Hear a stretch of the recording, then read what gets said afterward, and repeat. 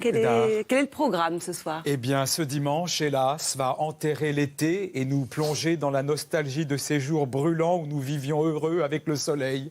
L'automne est une saison particulière où l'été perdure encore un peu et où l'hiver s'installe subrepticement. C'est ce que vous allez voir ce soir dans les œuvres que je vais vous présenter. Vous vous souvenez de ce poème de Verlaine appelé « Chanson d'automne » et de ses vers tristes « Les sanglots longs des violons de l'automne blessent mon cœur ». D'une langueur monotone, eh bien, comme Verlaine, Van Gogh redoutait l'automne et sa cohorte de mois sans lumière. L'automne le rend triste, comme le prouve cet autoportrait, peint en automne, dominé par des couleurs automnales.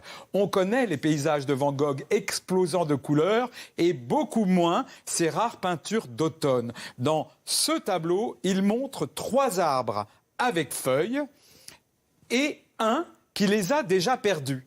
Et il annonce ce qui va suivre et qu'il déteste et redoute, l'hiver.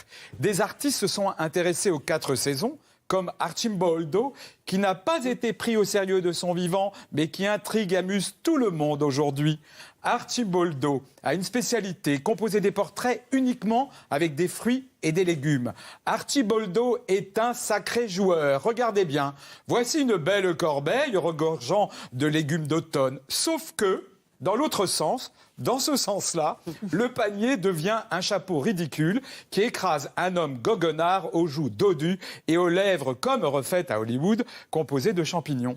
Archie a peint les 4 saisons, donc voici l'automne. Ce tableau fait de fruits et légumes d'automne est le portrait d'un homme, mais pas n'importe lequel. Certes, le groin est une poire peu flatteuse et la bouche en châtaigne un peu rikiki, mais le portrait dans son entier donne quelque chose d'altier. L'homme porte une couronne en raisin et les lamelles de tonneaux qui lui font porter tête haute, eh bien cette salade de légumes en fait, c'est l'empereur Maximilien II, le commanditaire du tableau.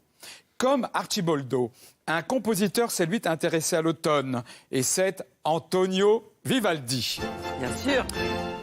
Vivaldi, je vous rappelle, est violoniste, fils de violoniste et prêtre. Et ça, c'est important, car il va, par sa technique et sa foudre et sa fougue, mettre dans ce qu'on entend quelque chose de joyeux, d'ultra vivant. Parce que pour lui, l'automne, c'est comme le reste, c'est la vie. Et il faut célébrer la vie dans la musique. Donc, aucune tristesse dans sa musique concernant l'automne, ce qui n'est pas du tout le cas du cinéaste Ingmar Bergman.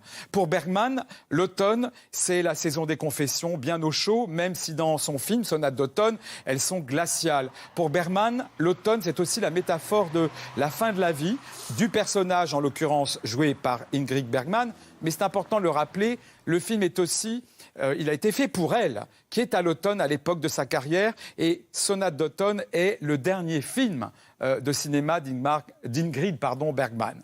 Bien sûr, l'automne, ce sont les feuilles mortes. Mais grâce à Omid Assadi, elles ont une nouvelle vie, elles deviennent des œuvres d'art. Assadi les perfore patiemment et dans cette œuvre, la feuille morte découpée montre les arbres d'où la feuille est tombée.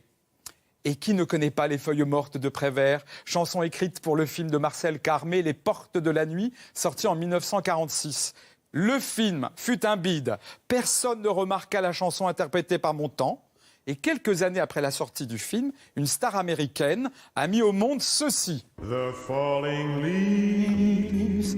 C'est Johnny Mercer, la star de l'époque, a transcrit la chanson de Prévert et en a fait un tube, The Autumn Leaves. Et c'est en fait l'Amérique qui a boosté les feuilles mortes en France. Et depuis, la chanson est devenue l'hymne de l'automne.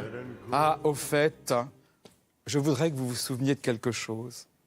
Oh, je voudrais tant que tu te souviennes des jours heureux où nous étions. Salut Prévert.